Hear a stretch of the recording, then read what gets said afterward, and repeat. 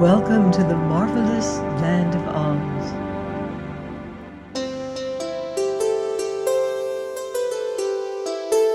I'm Martell, reading The Road to Oz by L. Frank Baum.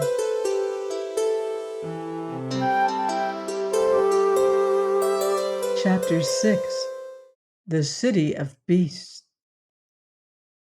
When noon came, they opened the Fox King's basket of luncheon and found a nice roasted turkey with cranberry sauce and some slices of bread and butter. As they sat on the grass by the roadside, the Shaggy Man cut up the turkey with his pocket knife and passed slices of it around. "Haven't you any dewdrops, or mist cakes, or cloud buns?" asked Polychrome longingly. "Course not," replied Dorothy.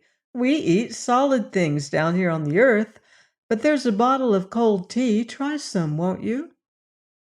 The Rainbow's Daughter watched Button-Bright devour one leg of the turkey. "Is it good?" she asked. He nodded. "Do you think I could eat it?" "Not this," said Button-Bright. "But I mean another piece." "Don't know," he replied. "Well, I'm going to try, for I'm very hungry," she decided, and took a thin slice of the white breast of turkey, which the Shaggy Man cut for her, as well as a bit of bread and butter. When she tasted it, Polychrome thought the turkey was good, better even than mist cakes, but a little satisfied her hunger, and she finished with a tiny sip of cold tea. "That's about as much as a fly would eat," said Dorothy, who was making a good meal herself. "But I know some people in Oz who eat nothing at all." "Who are they?" inquired the Shaggy Man. "One is a scarecrow who's stuffed with straw, and the other a woodman made out of tin. They haven't any appetites inside of 'em, you see, so they never eat anything at all." "Are they alive?" asked Button-Bright. "Oh, yes," replied Dorothy, "and they're very clever and very nice, too. If we get to Oz, I'll introduce them to you." "Do you really expect to get to Oz?" inquired the Shaggy Man, taking a drink of cold tea. "I don't know just what to expect," answered the child seriously. "But I've noticed, if I happen to get lost, I'm almost sure to come to the land of Oz in the end, somehow or other. So I may get there this time, but I can't promise, you know. All I can do is wait and see." "Will the scarecrow scare me?" asked Button-Bright. "No, 'cause you're not a crow," she returned. "He has the loveliest smile you ever saw, only it's painted on and he can't help it." Luncheon being over, they started again upon their journey.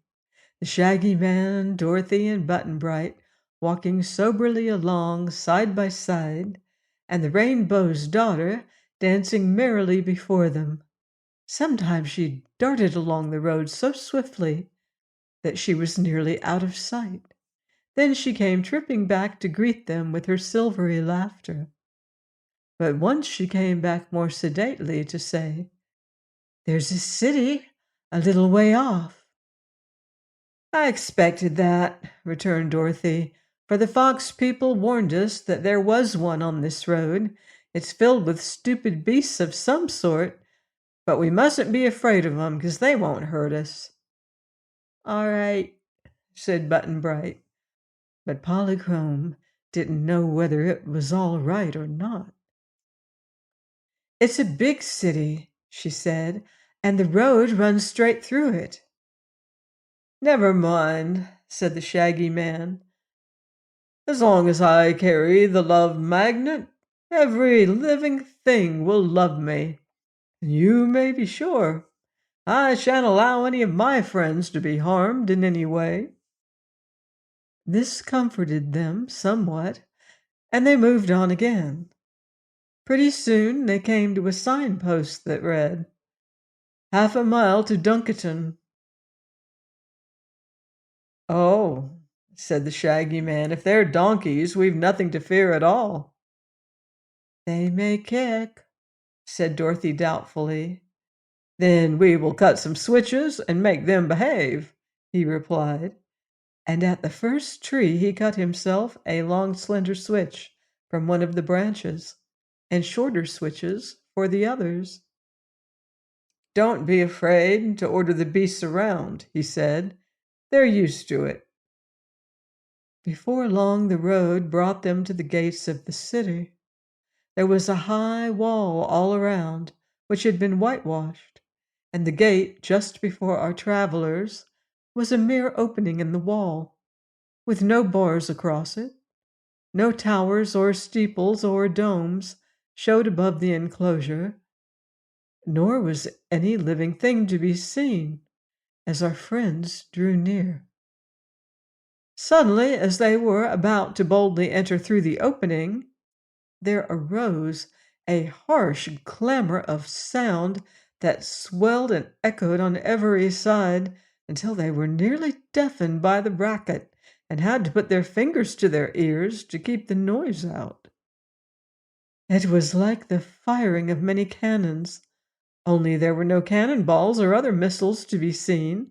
It was like the rolling of mighty thunder, only not a cloud was in the sky.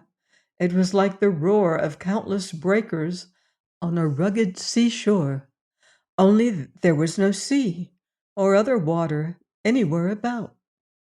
They hesitated to advance, but as the noise did no harm, they entered through the whitewashed wall and quickly discovered the cause of the turmoil. Inside were suspended many sheets of tin or thin iron, and against these metal sheets a row of donkeys were pounding their heels with vicious kicks. The Shaggy Man ran up to the nearest donkey and gave the beast a sharp blow with his switch. "Stop that noise!" he shouted, and the donkey stopped kicking the metal sheet and turned its head to look with surprise at the Shaggy Man. He switched the next donkey and made him stop, and then the next, so that gradually the rattling of heels ceased and the awful noise subsided. The donkeys stood in a group and eyed the strangers with fear and trembling. "What do you mean by making such a racket?" asked the Shaggy Man sternly. "Oh, we were scaring away the foxes," said one of the donkeys meekly. "Usually they run fast enough when they hear the noise which makes them afraid." "There are no foxes here," said the Shaggy Man. "I beg to differ with you. There's one, anyhow," replied the donkey, sitting upright on its haunches and waving a hoof toward Button Bright. "We saw him coming and thought the whole army of foxes was marching to attack us." "Button Bright isn't a fox," explained the Shaggy Man. "He's only wearing a fox head for a time until he can get his own head back." "Oh, I see," remarked the donkey, waving its left ear reflectively. "Oh, I'm sorry we made such a mistake and had all our work and worry for nothing." The other donkeys by this time were sitting up and examining the strangers with big glassy eyes. They made a queer picture indeed, for they wore wide white collars around their necks, and the collars had many scallops and points.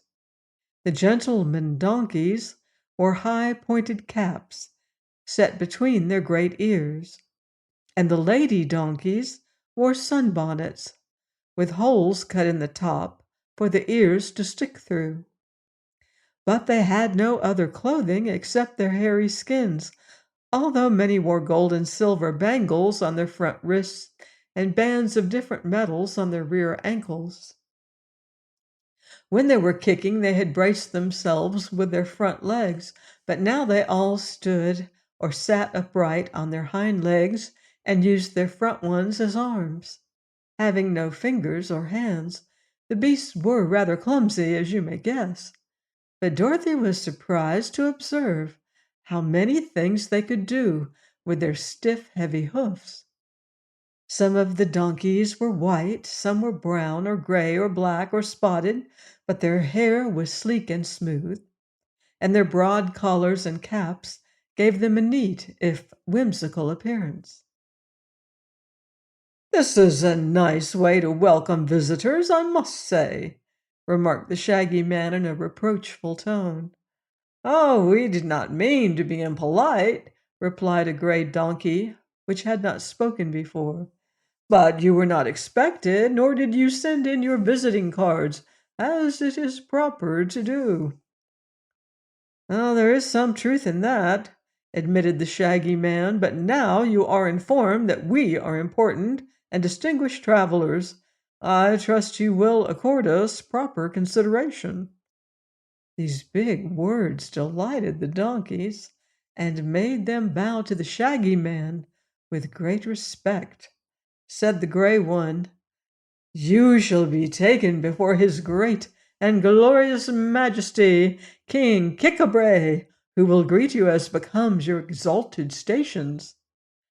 "That's right," answered Dorothy. "Take us to someone who knows something." "Oh, we all know something, my child, or we shouldn't be donkeys," asserted the gray one with dignity.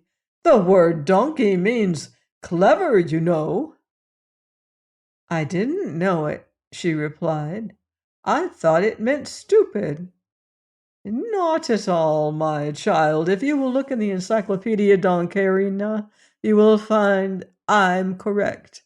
But come, I will myself lead you before our splendid, exalted, and most intellectual ruler." All donkeys love big words, so it is no wonder the gray one used so many of them. Please join me next time for more magical adventure here on the marvelous land of Oz. Goodbye for now. See you in Oz.